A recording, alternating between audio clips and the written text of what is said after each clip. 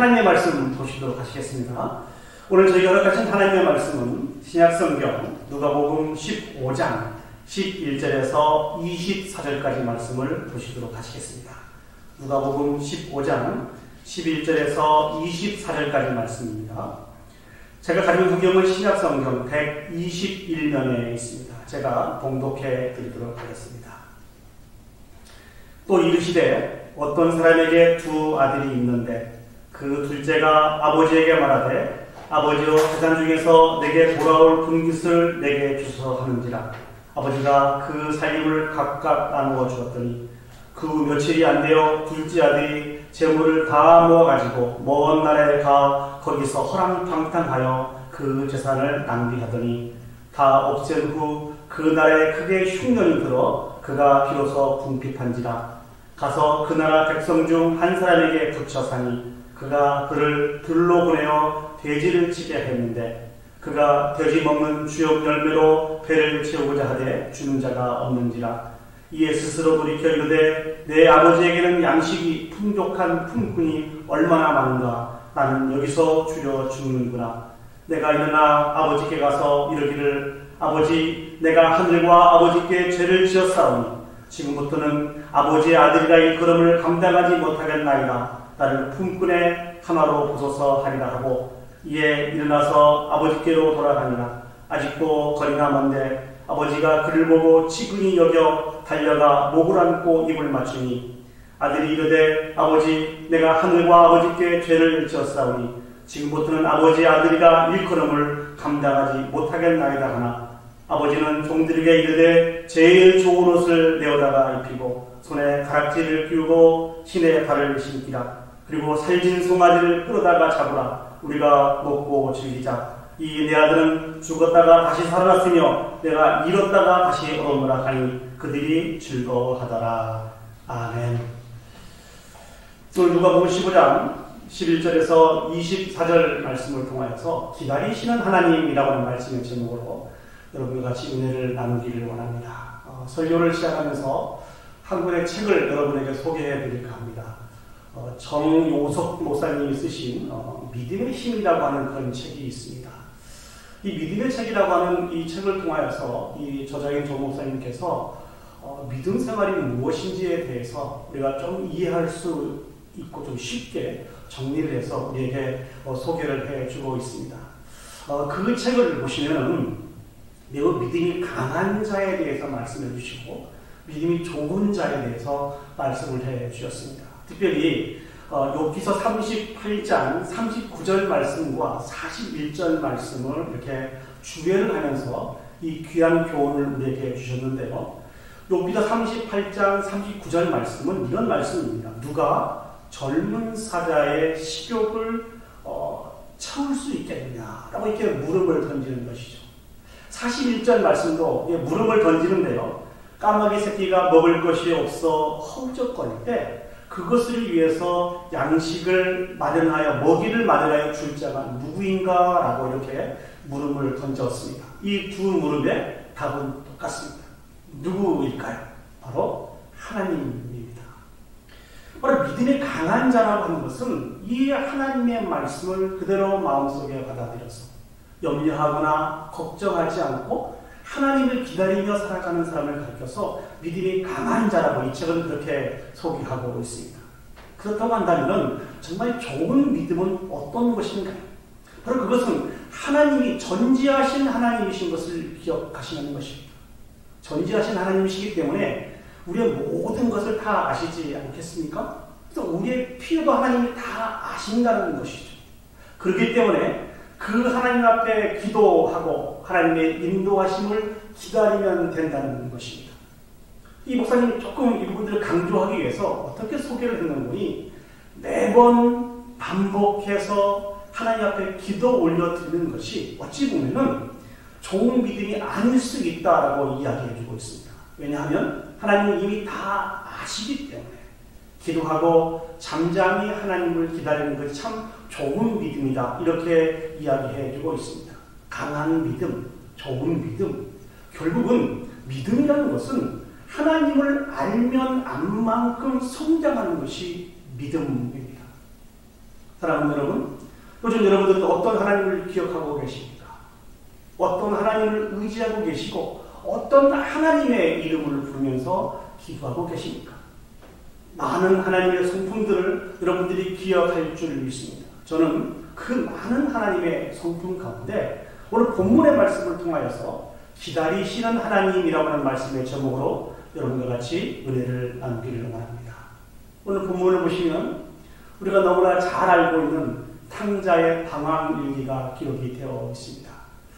아마 이 방황일기를 아마 저나 여러분 한 번쯤은 다 써보셨을 것입니다. 아마 지금도 이 방황일기를 쓰고 계시는 분이 있을 줄 모르겠습니다. 아무튼 한 아버지에게 두 아들이 있었습니다. 이 두 아들은 아버지를 위해서 일을 하고 수고하고 애쓰면서 정말 행복한 시간들을 보내고 있었습니다.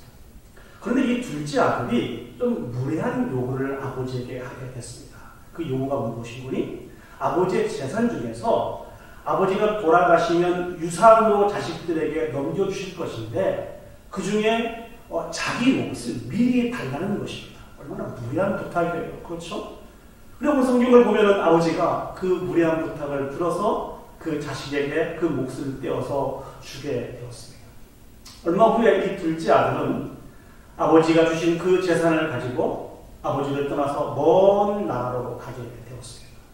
거기에서 자신을 위해서 그 재물들을 다 사용하게 되었습니다.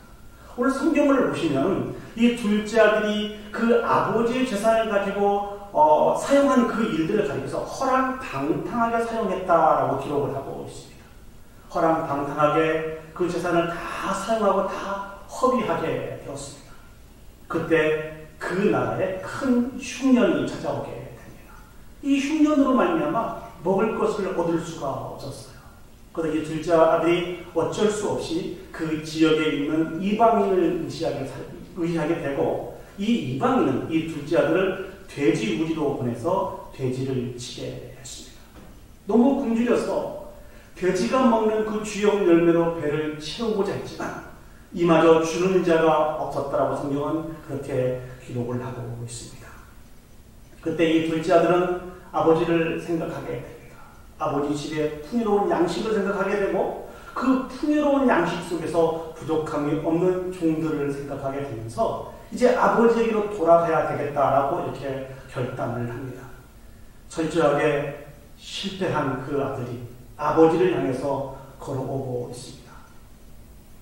이 아들을 아버지가 알아보고 맨발로 뛰어나가서 그 아들을 껴안고 입을 맞추고 그 아들을 용서하였습니다. 그리고 신발을 신기고 좋은 옷을 입히고 가락지를 끼면서 큰 잔치를 베풀었다고 하는 그 내용이 오늘 본문의 내용입니다.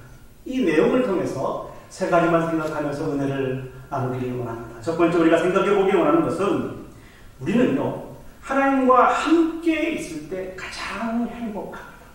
있습니까? 우리는 하나님과 함께 할 때 가장 행복합니다. 오늘 둘째 아들이 아버지를 떠나려고 했던 이유는 무엇입니까? 그것은 자신의 행복된 삶을 살기 위해서 자신의 뜻대로 자신의 마음대로 자유스러운 그런 삶을 살기 위해서 아버지를 떠나기를 원했습니다. 이 둘째 아들이 아버지와 함께 있을 때 아버지 것으로 참으로 많은 것을 누리고 살았습니다. 그러나 그것이 참 행복인 것을 이 아들은 알지 못하였습니다. 오로지 자기의 인생의 행복한 삶을 살기 위해서는 아버지를 떠나는 것이라고 생각을 했고 아버지의 간섭을 받지 않고 자기 마음대로 사는 것이라고 그렇게 생각을 했습니다. 그런 이 둘째 아들이 그의 바람대로 행복한 삶을 살았나요? 성경은 그렇게 기록하고 있지 않았습니다. 아버지 집에 있을 때는 이 아들은 아버지를 의지하면서 사랑받는 아들로 살았습니다. 그러나 아버지의 집을 떠나서는 이방인을 의지하며 살았습니다. 더 추락하게 되어서 돼지를 의지하면서 살았지만 어찌 보면 돼지보다 못한 인생을 살게 되었다는 것이죠. 오늘 성경에 등장하는 이 아버지는 하나님을 가리키고 있습니다. 그리고 이 둘째 아들은 저와 여러분들을 가리키고 있습니다. 저와 여러분들은 하나님과 함께 하나님을 위해서 수고하고 애쓰며 살아갈 때 진정한 행복한 사람이 될 수 있습니다. 저와 여러분들은 이렇게 창조되었기 때문에 그렇습니다. 그런데 죄악으로 말미암아 하나님 중심의 하나님을 주인으로 사는 이 모습을 살기를 원치 않고 계속해서 우리가 주인된 우리의 인생을 살기를 노력하게 된다는 것입니다. 이런 마음이 우리를 지배하게 될 때 어떤 현상이 나타나게 되는 분이 더 이상 하나님과 함께하고 하나님을 위해서 수고하고 애쓰는 것이 우리의 행복의 조건이 아닌 것이 되어지게 됩니다. 그래서 자꾸 우리의 인생을 살아가려고 노력하게 되고 오히려 하나님이 내가 행복한 삶을 살아가는 데 방해가 된다고 그렇게 생각할 수 있게 된다는 것이죠. 그래서 하나님의 품을 떠나 세상을 향해서 가게 되어 있는 것입니다. 그러나 거듭 반복해서 말씀을 드리지만 우리는 하나님 한 분만으로 만족하며 살아갈 수 있도록 그렇게 창조된 인생이라는 것이죠. 하나님의 품을 떠난 그 인생의 결론은 오늘 당장 우리에게 말씀해주고 있는 것처럼 처량하고 허무하고 비참하고 절망으로 끝날 수밖에 없다는 것입니다. 한번 제가 주보로 보내드릴 때 말씀드렸던 그 이야기입니다만 미국의 교육학자 존 듀이라고 하는 사람이 있습니다. 이 존 듀이는 그가 가지고 있는 교육 철학이 분명했습니다. 경험되지 않는 것은 교육이 아니다. 이런 실용주의적인 이런 교육 사고를 가지고 미국의 모든 교육의 커리큘럼을 바라보았을 때 이 책은 교육에 적합하지 않은데 커리큘럼 속에 자리 잡고 있는 책이 하나 있었습니다. 바로 그 책이 성경이었습니다. 그러나 성경은 경험을 통해서 교훈을 얻을 수 있는 그런 책입니다. 성경은 하나님의 말씀이기 때문에 믿음으로 바라보아야 된다는 것이죠. 그러나 이 존 듀이가 가지고 있는 자신의 교육 철학으로 이 성경을 바라볼 때 이 성경은 모든 학생들에게 가르칠 수 있는 그런 텍스트로 매우 부족했습니다. 그래서 성경을 빼게 된 것이죠. 많은 기독교 우리 교육학자들은 이 부분들을 지적하면서 이야기를 해주고 있습니다. 미국뿐만 아니라 전 세계 청소년의 심각한 문제가 된 것이 바로 이것 때문이라는 것이죠. 왜냐하면 우리는 하나님 한 분으로 만족하며 살아갈 수 있도록 그렇게 창조가 되었는데 우리 안에서 하나님을 빼어버리니까 그 빈 마음을 채우기 위해서 세상으로 목표를 두고 세상으로 달려가게 되었다는 것이죠. 세상 속에 쾌락으로 말미암아 자신의 빈 마음을 채우기 위해서 노력하게 되었다는 것이죠. 그렇게 해서 등장한 것이 무엇입니까? 3S입니다. 스포츠, 섹스, 스크린 이러한 것들로 참 만족을 누리기 위해서 달려가게 되었다는 것이죠. 이런 것들이 순간에 만족을 줄 수 있는지는 모르지만 영원하지 않다는 것입니다. 오늘 당자와 같이 처량하고 허무하고 비참하고 절망으로 끝날 수밖에 없게 된다는 것입니다. 성경은요, 우리를 두 번에 걸쳐서 하나님의 것 삼아주셨다고 우리에게 말씀해주고 있습니다. 그 첫 번째는 우리를 창조하심으로 말미암아 우리를 하나님의 것 삼아주셨습니다. 두 번째는 죄악으로 말미암아 영원히 죽을 수밖에 없는 저와 여러분들을 사랑하여 주셔서 이 땅에 예수 그리스도를 보내주심으로 말미암아 구원하여 주셔서 하나님의 것 삼아 주셨습니다. 그렇다면 왜 하나님께서 이렇게 두 번에 걸쳐서 우리를 하나님의 것 삼아 주셨을까요? 그 이유는 분명합니다. 하나님은 우리와 풍성하고 아름다운 교제를 나누시기를 원하십니다. 그 교제를 통하여서 진정 행복한 인생을 살아가기를 원하시는 분이 하나님이시라는 것입니다. 그렇다고 한다면 하나님과 풍성하고 아름다운 교제를 나누는 것이 오늘날 우리의 삶 속에서 어떻게 찾아볼 수 있겠습니까? 무엇이겠습니까? 그것은 하나님을 예배하는 것입니다. 하나님의 말씀을 믿고 순종하는 것입니다. 매 순간마다 믿음의 기도를 통하여 기도의 자리에 나가는 것이고 하나님이 행하신 그 놀라운 일들을 기억하며 찬양하며 영광 올려드리는 이 귀한 일들이 하나님과 영적인 교제를 나누는 일이라는 것입니다. 우리는 이와 같은 일들을 통하여서 비로소 마음속에 참 만족을 누릴 수 있고 참 행복한 삶을 살아갈 수 있게 된 것입니다. 우리는 이렇게 창조된 하나님의 창조물입니다. 비록 저희들이 코로나 바이러스로 인해서 이곳에 다 같이 모이지 못하고 하나님을 찬양하고 예배하지 못하고 있습니다. 그래서 가끔 전화를 통해서 이렇게 안부를 여쭤보면 많은 사람들이 그렇게 말씀을 해요. 목사님 너무 답답해 죽겠어요. 언제 교회에 오픈해서 우리가 다 같이 모여서 예배할 수 있습니까? 하나님께서 우리 가운데 은혜를 베풀어 주시면 아마 그때를 하나님들이 허락해 주실 줄 믿습니다. 그러나 우리가 비록 이 교회에 지금 다 모이지 못한다 할지라도 하나님을 찬양하는 예배에 올려드리지 못한다 할지라도 우리의 삶의 처소에서 이 하나님과 나누는 이 영적인 풍성한 교제를 중단해서는 안 된다는 것입니다. 매 순간순간 예배의 자리로 나오시기 바랍니다. 하나님의 말씀을 믿고 순종하는 말씀 중심의 삶을 살아가셨으면 좋겠습니다. 그럼에도 불구하고 믿음의 기도를 올려드릴 수 있도록 했으면 좋겠고요. 끊임없이 하나님을 찬양하며 영광 올려드리셨으면 좋겠습니다. 그러할 때 하나님께서 우리의 마음속에 참된 기쁨과 평안을 더해주시고 진정한 행복한 인생으로 우리를 인도해 가실 것입니다. 두 번째로 본문의 말씀을 통해서 우리가 생각해 볼 수 있는 것은 이 회복의 출발점은 하나님을 발견하는 것입니다. 다시 한번 말씀을 드리겠습니다. 이 회복의 출발점은 하나님을 발견하는 것입니다. 오늘 돼지 우리에 앉아서 자신의 신세를 한탄하며 살고 있던 이 둘째 아들에게 인생의 터닝 포인트가 되는 사건이 등장을 합니다. 17절 말씀을 우리 다 같이 한 목소리로 읽도록 하겠습니다. 17절 말씀입니다. 시작. 이에 스스로 돌이켜 이르되 내 아버지에게는 양식이 풍족한 품꾼이 얼마나 많은가. 나는 여기서 죽여 죽는구나. 여기서 이에 스스로 돌이켜라고 하는 이 말은 정신을 차려서 라는 말입니다. 이 탕자가 돼지 우리에서 정신을 차리게 됩니다. 그리고 누구를 기억하게 되는 거니? 아버지를 기억하게 됩니다. 아버지의 그 풍성한 양식이 있는 그 아버지.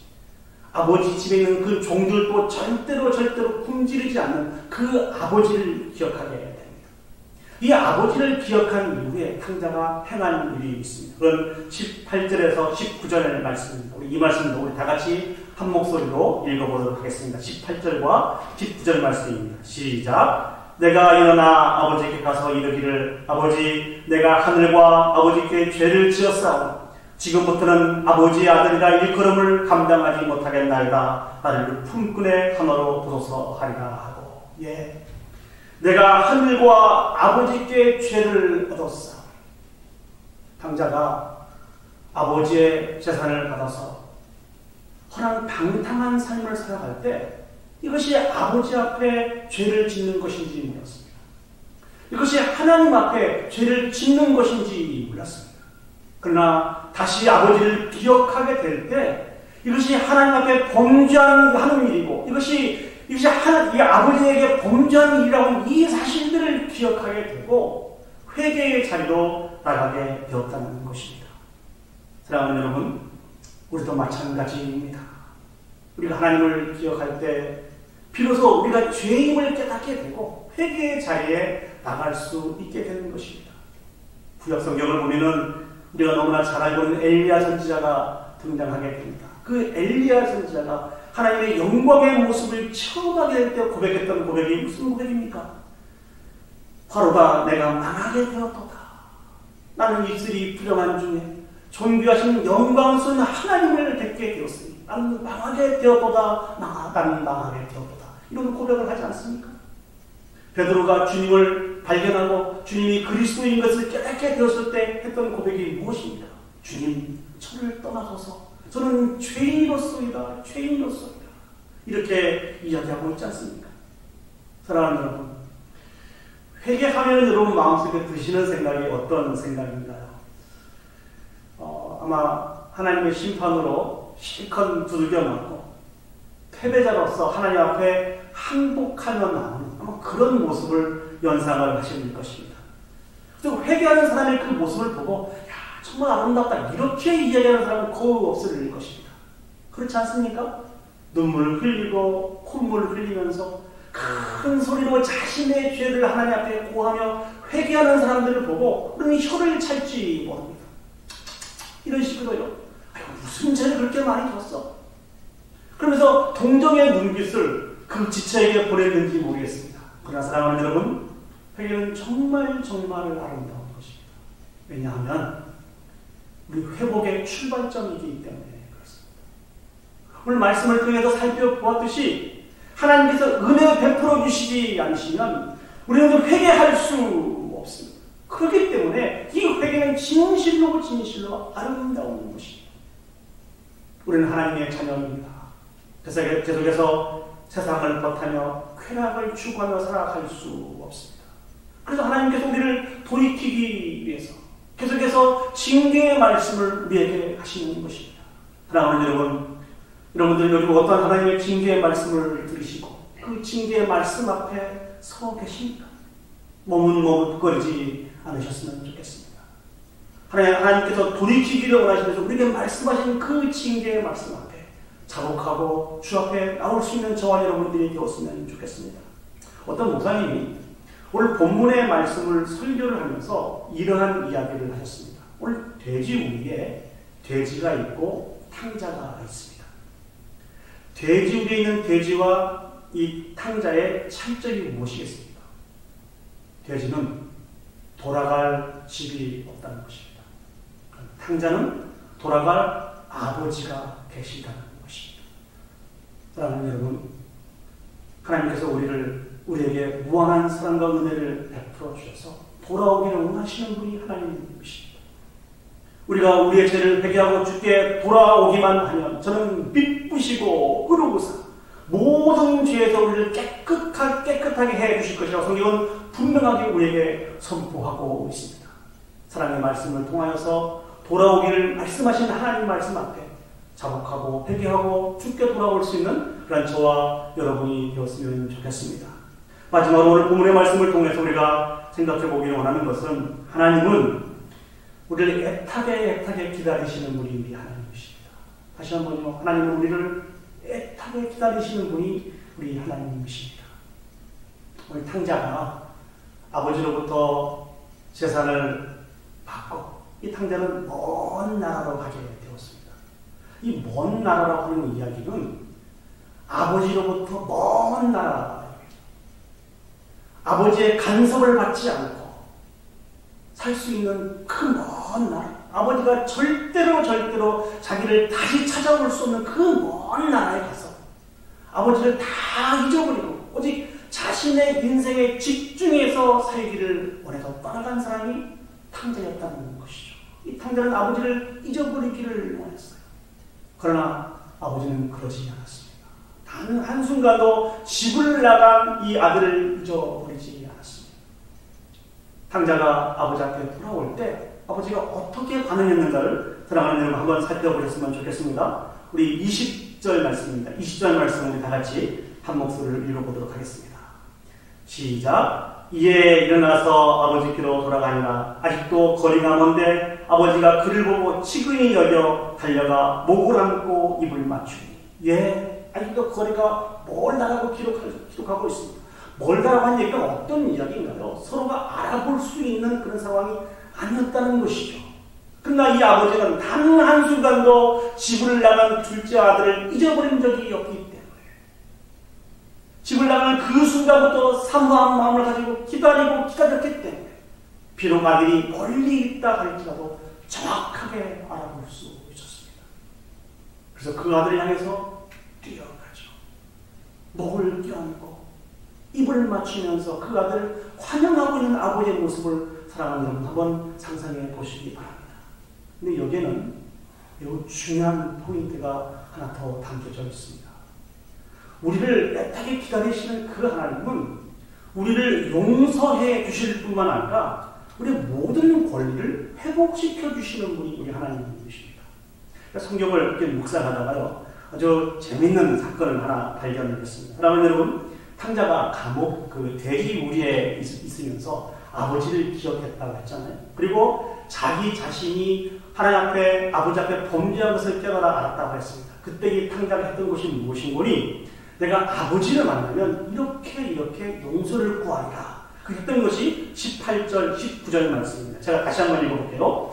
내가 일어나 아버지께 가서 이르기를 아버지 내가 하늘과 아버지께 죄를 지었사오니 지금부터는 아버지의 아들이라 일컬음을 감당하지 못하겠나이다. 나를 품꾼의 하나로 보소서 하리라 하고. 자, 이렇게 연습을 했어요. 이렇게 연습한 이 탕자가 드디어 아버지를 만나게 됐습니다. 그래서 연습했던 이 말들로 용서를 구하면서 했던 이야기는 바로 21절에 그렇게 기록이 되어 있죠. 아들이 이르되 아버지 내가 하늘과 아버지께 죄를 지었사오니 지금부터는 아버지의 아들이라 일컬음을 감당하지 못하겠나이다. 사랑하는 여러분, 18절에서 19절 말씀과 21절 말씀의 차이가 무엇이죠? 나를 품꾼의 하나로 보소서라고 하는 이 탕자의 이 이야기를 아버지는 듣기를 원치 않았습니다. 아들이 이르되 아버지 내가 하늘과 아버지께 죄를 지었사오니 지금부터는 아버지의 아들이라 일컬음을 감당하지 못하겠나이다. 그때 아버지는 탕자의 입을 막고 22절, 23절, 24절 말씀을 선포하십니다.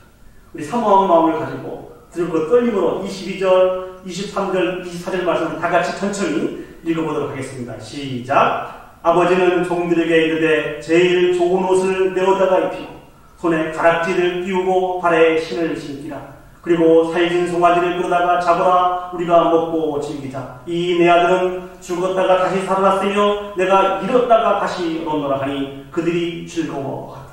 아들은 종으로 살기를 원했지만 아버지는 회개하고 돌아온 그 아들의 모든 것들을 다 회복시켜 주셨습니다. 저는 이 본문의 말씀을 묵상하면서 그때 아버지의 마음이 어떠했을까 하는 생각을 해보았습니다. 여러분 생각해서 하셨을 때 이때의 아버지의 마음은 어떠했을까요? 크게 기뻐하며 즐거워했다라고 성경은 그렇게 기록하고 있습니다.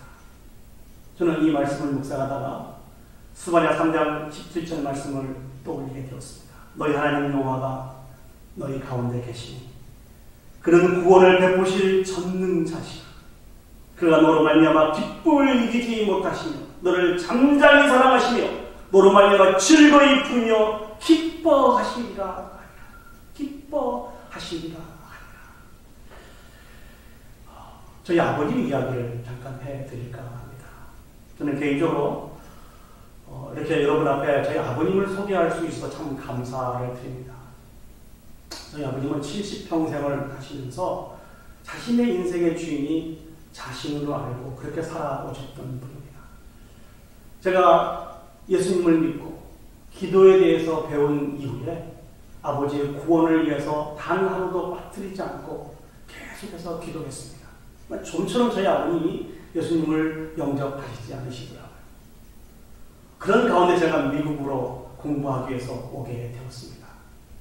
여기서 공부하던 중에 어머니에게 급하게 전화가 왔습니다. 아버지께서 돌아가셨다는 것이죠. 저희 아버지께서는 이제 심장에 문제점을 가지고 계셔서 신장 수술과 신장 판막 수술을 하시고 그 수술을 하신 이후에 5년을 더 사시다가 돌아가셨거든요. 제가 비행기를 타고 한국에 가면서 계속해서 제 머릿속에 떠나지 않는 것이 있었습니다. 그게 무엇인 거니? 아버지 이미 돌아가셨어요. 돌아가신 분이 이제 어떻게 하겠어요? 근데 지울 수 없는 게 무엇인지 돌아가시는 것은 사실인데 그 다음에 어디를 가셨냐는 얘기죠. 천국을 가셨을까? 지옥을 가셨을까? 제가 알기로는 모든 성경을 총동원할 때 아버지를 천국에 보내드리고 싶은 그런 마음이 있었지만 예수 그리스도를 구주로 믿지 않았던 저희 아버님이셨기 때문에 천국을 보내드릴 수가 없었어요. 너무너무 머리도 복잡하고 마음도 힘들었습니다. 드디어 아버지의 장지에 도착했을 때는 이미 장례가 다 끝난 뒤였습니다. 저희 어머님이 내려오시더라고요. 어머님 내려오시면서 저희가 첫 번째 하신 말씀이 무엇인 분이 아버지께서 천사의 얼굴하고 돌아가셨대요. 사랑하는 여러분, 그런 얘기를 많이 듣습니다만 천사의 얼굴을 하고 돌아가셨다고 그 이유가 아버님이 천국 갈 수 있는 이유가 된 것은 아니거든요. 13시간 넘게 비행기를 타고 먼 나라에서 제가 왔습니다. 그런데 아들에게 이 어머니께서 그 충분히 위로 차원에서 말씀하실 수도 있지 않습니까? 그렇지 않습니까? 그래서 계속 이제 아버지의 묘를 위해서 제가 걸어가고 있는데 그 장례를 진행했고 어머니가 섬기셨던 교회 목사님이 내려오시더라고요. 목사님께서 그런 말씀을 하시더라고요. 아버님께서 세례를 받으셨대요. 세례를 받고 돌아가셨다는 거예요. 세례. 사랑하는 여러분, 세례의 의미가 정말 중요하지만 정말 죄송하지만 세례를 받았다고 구원을 얻는 것은 아니거든요. 더군다나 저희 아버님은 이 수술로 인해서 몸도 이렇게 상하지 않으시는 상태였기 때문에 마지막 어떤 그 가는 모습에 세례를 받으시므로 말미암아 유아를 얻기 위해서 그렇게 할 수도 없었습니다. 별로 그 부분도 제 이 답답한 마음을 뚫어줄 수가 없었어요. 그 목사님 말씀을 듣고 계속해서 아버지 묘를 향해서 걸어가고 있는데 제 뒤에다가 목사님이 해주신 말씀이셨습니다. 예수 그리스도를 구주로 고백하신 아버님의 분명한 믿음의 근거에서 제가 성부와 성자와 성령의 이름으로 세례를 줬습니다. 저는 이 말씀을 듣고 아버지 묘 위에 묘 앞에 서게 되었습니다. 그 전에는 이 궁금증 때문에 너무 답답하고 힘들어서 눈물 한 방울 흘리지 않았습니다. 그러나 아버지의 무덤 앞에 섰을 때 정말 큰 눈물을 흘렸습니다. 고백합니다. 그 눈물은 슬픔의 눈물이 아니었습니다. 기쁨의 눈물이었어요. 우리 아버지께서 이제야 비로소 하나님의 자녀가 되셨구나. 하나님의 자녀가 되셨구나. 정말 많은 눈물을 흘리며 하나님 앞에 감사의 기도를 올려드렸습니다. 이 마음이 하나님의 마음 아닐까요? 예수 그리스도를 알지 못하고 죽음에 치다는 그 영혼이 하나님의 은혜로 말미암아 예수 그리스도를 만나게 되고 나의 주인이시며 나의 하나님이시라고 주께 돌아온 그 영혼을 바라볼 때 하나님은 크게 기뻐하실 것입니다. 또한 믿음으로 말미암아 믿음 생활하다가 시험에 들어서 좌절하고 절망하고 사명의 자리를 떠난 그 지체가 다시 한번 하나님의 은혜에 감격하여서 주께 돌아오게 될 때 하나님은 그 기쁨이 정말 크실 것이고 그게 즐거워하실 것이라는 것이죠. 이게 하나님의 마음입니다. 사랑하는 여러분, 힘들고 어려운 인생을 살아가다 보면 우리 마음을 지키기가 힘들고 우리 믿음을 지키기가 힘든 것이 사실입니다. 그러나 그럼에도 불구하고 우리의 참된 만족이 오직 하나님 한 분께만 있는 것을 기억하고 그 하나님 앞에 돌아가실 수 있는 저와 여러분이 되었으면 좋겠습니다. 우리 하나님은요, 그 누구도 다 품어줄 수 있는 넓은 어깨를 가지시고 어떠한 죄악도 어떠한 허물도 다 용서해 주실 수 있는 뜨거운 사랑을 가지고 계신 분이 우리 하나님이십니다. 그 하나님 앞에 돌아갑시다. 수고하고 무거운 짐을 다 맡겨놓으시고 주님이 주시는 참된 기쁨과 평안을 받아 누리는 그 큰 기쁨에 참여할 수 있는 저와 여러분이 되었으면 좋겠습니다.